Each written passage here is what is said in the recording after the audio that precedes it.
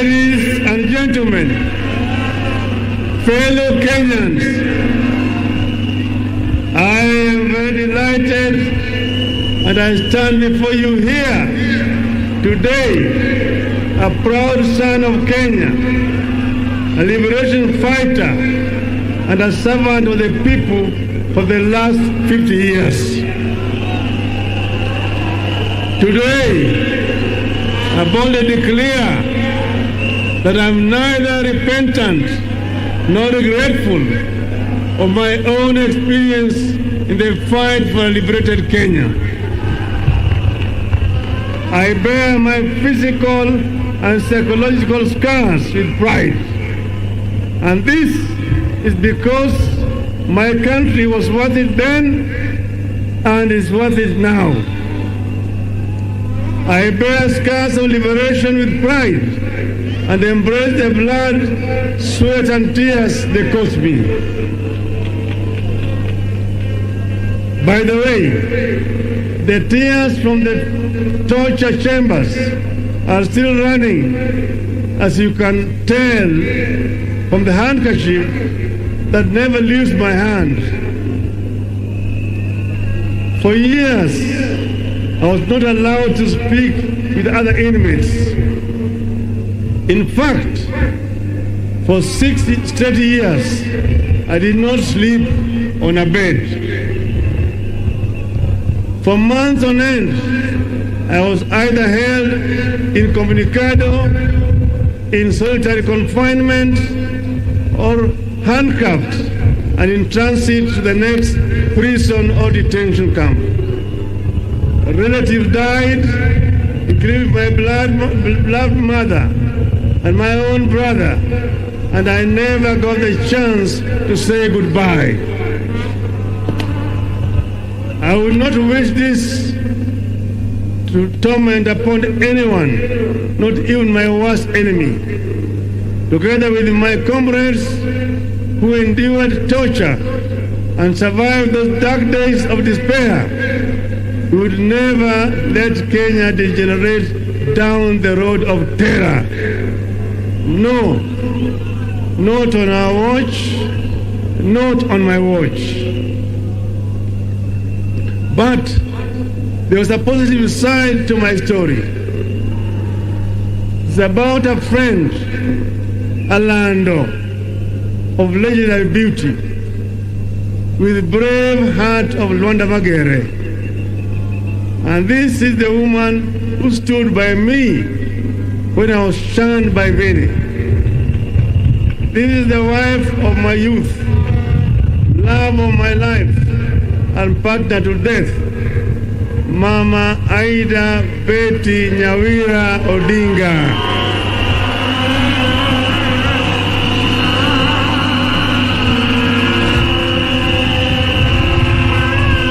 In those hard times of long and uncertain incarceration, if I was not reading the Holy Bible, I found deep solace in Mama Aida's love and support.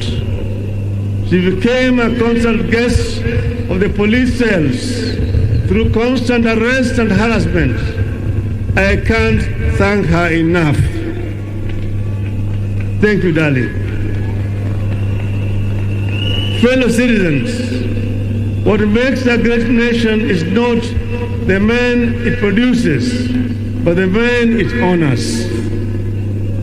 That is why I would be remiss if I do not pay homage to those that gave us the sacred license to stand tall, to speak free, and to think big on this very day. And here I'm talking about my comrades in arms, both alive and those who have fallen. I pay homage to those who have gone before us, the fallen heroes of the second liberation. These include Kenneth Nyindo Matiba and Charles Robia. Many do not recall that I was detained at Community Maximum Prison on the same day with two compatriots on the 5th of July 1990 for demanding multipartyism. Other fallen compatriots include George Anyona, Jean Maria Sirone, Martin Shikuku, Mukaru Nganga, Okioko Mbaka, and Wangari Maathai. I also pay homage to all the audacious martyrs who, for the sake of the people, chose constant crucifixion over relative comfort of conceding to repression. I hold the deepest respect to living icons like Mukami wa Kimathi, the wife of Dedan Kimathi. They called her the wasp because, like Kimathi, her husband, Mukami was a fearless fighter who mobilized daring bands of women in complex undercover Mau Mau. I salute her. Other liberators include Ngugi wa Thiong'o, whose powerful written words enriched the ideologies of the struggle against the one-party regime. Koigi wa Mwere, whose fearless voice inspired many to action. I remember Dr. Odhiambo Mbai, the fearless chair of the Devolution Committee at the Bomas Conference, who was brutally assassinated, and Dr. William Mutunga, who distinguished himself as a selfless champion of social justice and comrades in the detention chambers. We also had Katama Mukangi, Kaimoji Wachira, Alamin Mazrui, all those colleagues who were with us at that time. In the course of this struggle, there have been ups and downs, advances and retreats, but we have never lost our direction. At this point, I must pay homage to my brother, His Excellency, President Uhuru Muigai Kenyatta, for the foresight and sense of patriotism in initiating that led to the handshake. It takes a seasoned statesman to shake the hand of his rival. I thank him. In the course of our discussions, we agreed that Kenya is greater than the two of us. We agreed that despite years of effort, Project Kenya has not quite taken the way of how our fathers envisaged. Where our founders envisaged unity, we have been held back by divisions, tribe against tribe, region against region, men against women, leader against leader. As if these divisions have not been costly enough, there are still massive efforts by other people to divide us further, as rich and poor, young and old. We agreed that where our fathers dreamt of plenty within our borders, poverty has taken deep roots in our land. We agreed that we must deal a deadly blow to corruption before it brings down our country.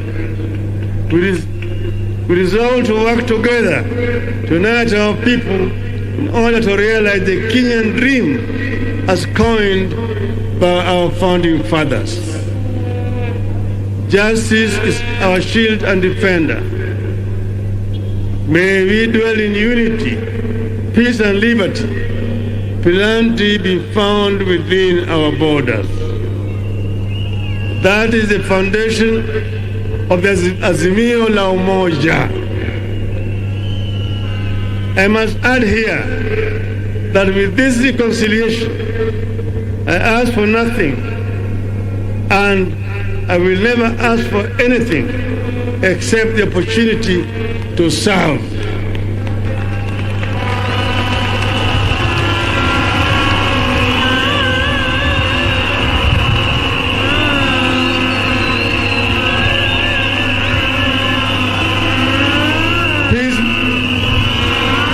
Peacemaking is not a self-enriching enterprise. It is a calling from God. Blessed are the peacemakers, for they shall be called the children of God. Fellow countrymen, let me shift gears now to other stories. Those that I witnessed, listened to, and collected on my Azimio la Umoja tour of every corner of our greatest republic over the last 3 months. This meeting today, the culmination of the Azimio la Umoja journeys you have taken together. And you have already seen through the videos some of the issues that were raised during the consultations. Kenyans spoke from their hearts during the 15 Azimio la Umoja mammoth meetings. At the coast, wananchi reminded me that land issues remain a subject of pain. Many families long for the privilege of possessing family land that they can pass down to generations. They cried about the huge impact of the standard gauge railway on their businesses. We traveled into the North Rift, and there I listened to concerns of residents whose livelihoods are being destroyed by cartels in agriculture. People who import maize while farmers are stuck with their maize. They lamented the collapse of the dairy and tea sectors and the high cost of farm inputs. The communities of West Pokot County wondered where there was a West Pokot when there is no East Pokot. They asked to be identified specifically as a community in the national census with a code and their own development projects, and the creation of 2 more constituencies and 5 wards. I also spent time in the Mount Kenya, both west and east, and I can confirm to this congregation that if the mountain was smooth, it would be impossible to climb it. The mountain has to be bumpy for you to scale it. On this, I'm happy to note that I've reached very close to the peak. I've seen the Batian and the Lenana peaks, and the people have promised that we shall walk together to the promised land yonder, if I prove that I understand and shall address their concerns. Residents express concerns about the equitable distribution of development resources within the region and the proportional representation. They summarize it in the one call: 1 man, 1 shilling, 1 vote. And they want to earn more from their tea, coffee, paratram, vegetables, potatoes, rice, and dairy. Nyanza complained about non-functioning and collapsed cotton, sugarcane, fishing, tobacco, tea, and soapstone industries, and the denial of economic opportunities for the region. In Turkana, the continuing challenge of general insecurity, poverty, drought, and famine were raised repeatedly. In the lower eastern, The local communities complained of a serious lack of water, recurring famine, and lack of economic opportunities. Northern Kenya felt profoundly let down by Nairobi. Their children are being denied identity cards by their own country. Education is collapsing due to insecurity, and livestock sector is severely threatened by drought and disease. I took note that while our people of Mount Kenya spoke of 1 man, 1 vote, 1 shilling, Northern Kenya spoke of 1 man, 1 kilometer, 1 shilling. Indeed, Kenya is diverse in its needs and its ideas to address the needs. In Western Kenya, I was repeatedly reminded of the local industries like sugar that had been allowed to collapse due to corruption, neglect, and mismanagement. Fisheries and mining are struggling.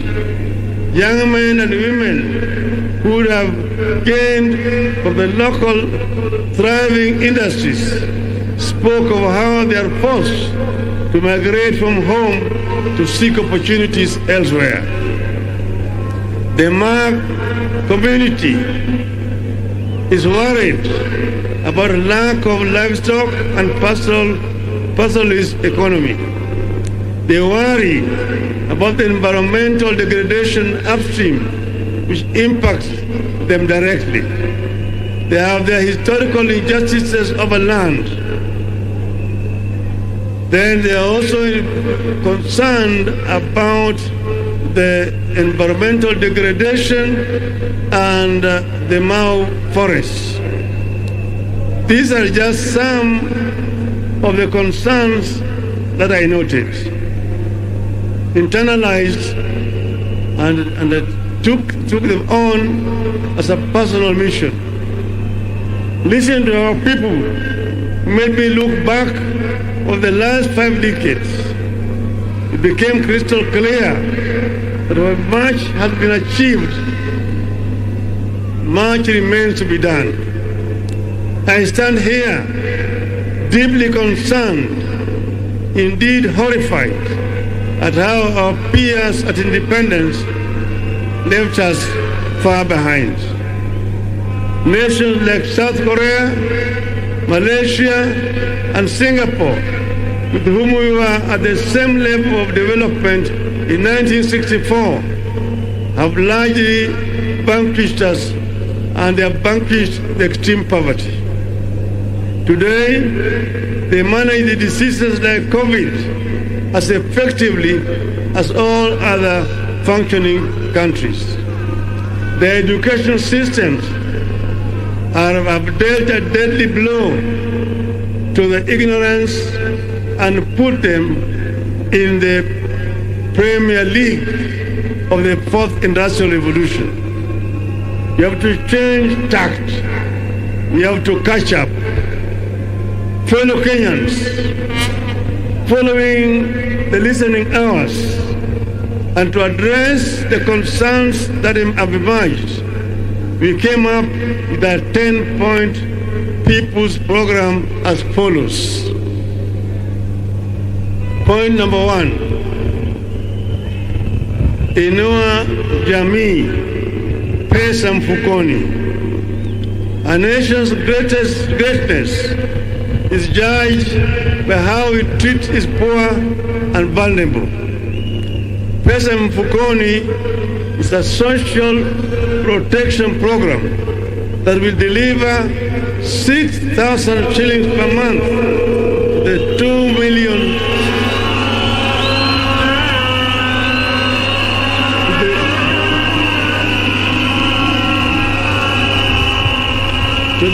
million of the country's most needy families. How much is that? And I want to emphasize, it is not a handout, but an investment. That is interesting. And a foundation for a new transformational value chain that will also trigger massive economic activity and create thousands of localized small-scale businesses and enterprises across the country. This will lead to millions of jobs and the eventual development of a thriving middle class. The resulting middle class and small and medium enterprises will be a robust market for larger, more national corporations. Point number 2, Baba Care. Each of us has experienced the all-consuming strain that accompanies the ill health of a family member.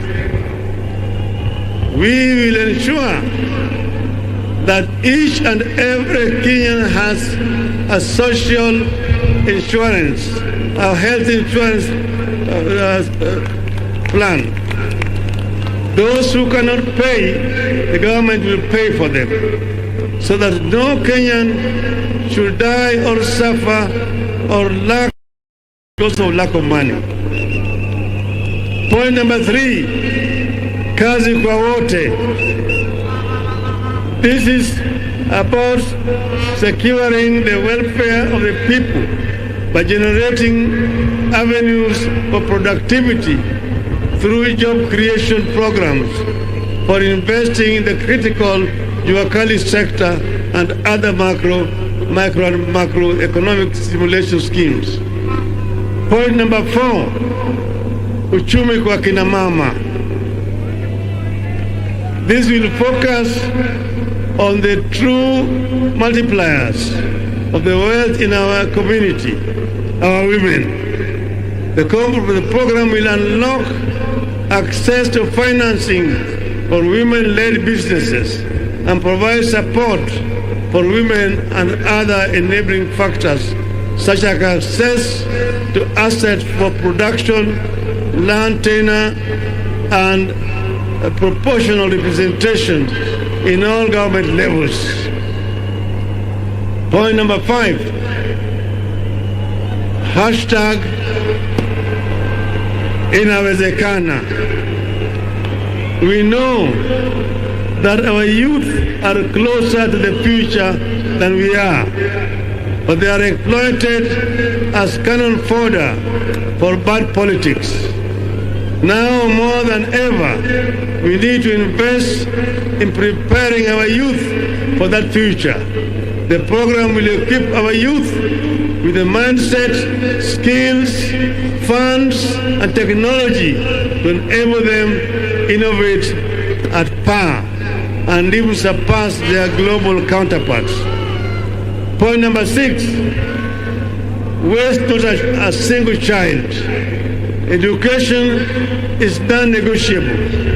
This program will be an aggressive scheme to ensure that all, not some of our children, get rightful access to quality education. Point number 7, for Northern Kenya. Sorry. Point number 7, for Kuzanja. The aim here is not to merely feed, but to generate agricultural bounty that Kenya has the potential to produce. We will factor in climate change, adaptation, and mitigation to support and help realize high agricultural productivity across the nation. Point number 6 is about Northern Kenya, where children have dropped out of school because of lack of teachers. We will have affirmative action program to ensure that teachers are admitted at lower rates so that we can have sufficient teachers to teach in schools in Northern Kenya.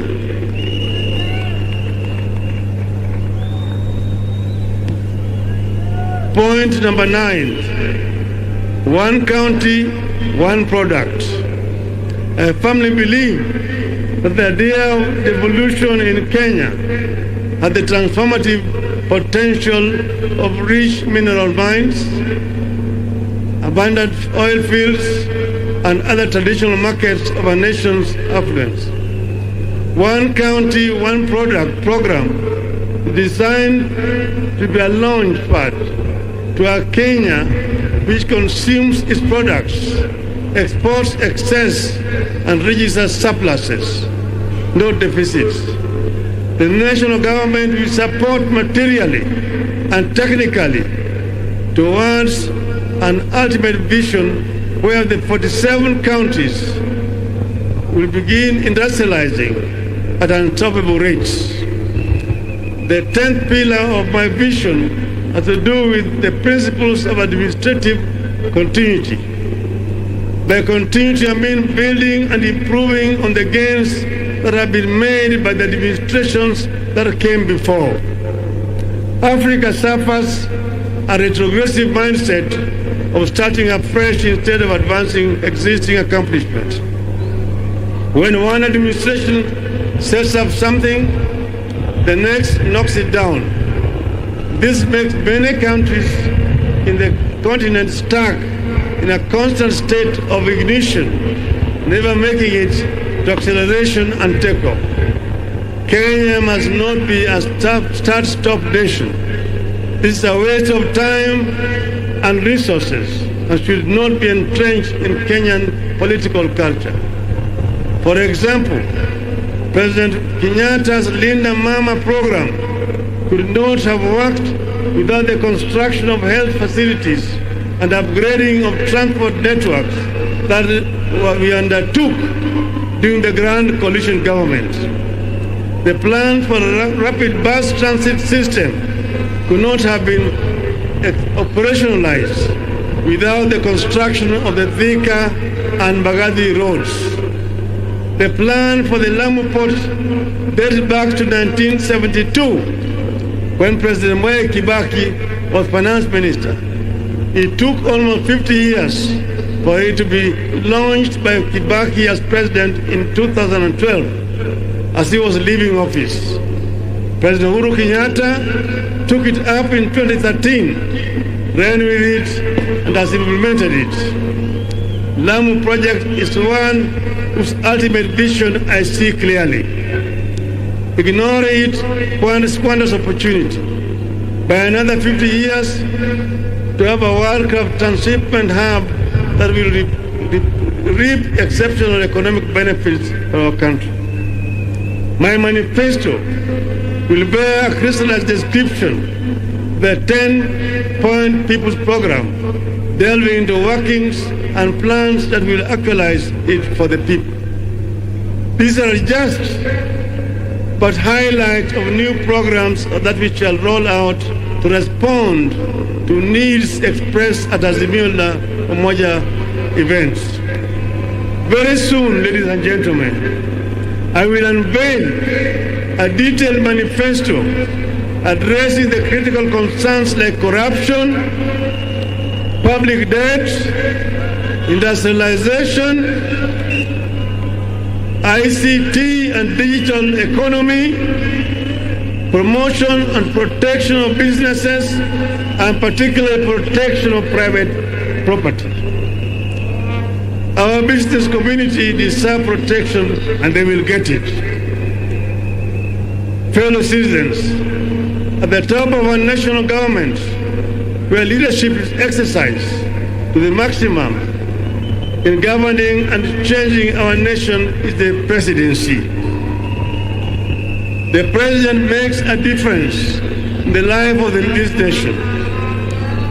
Having listened to your calls during our conventions, give my credential to this congregation and the nation at large, and having spelled out the people's aspirations as I understand them, and there's new La Umoja, and having given my 10-point vision for Kenya on this day of December 10th, 2021, I, Raila Odinga.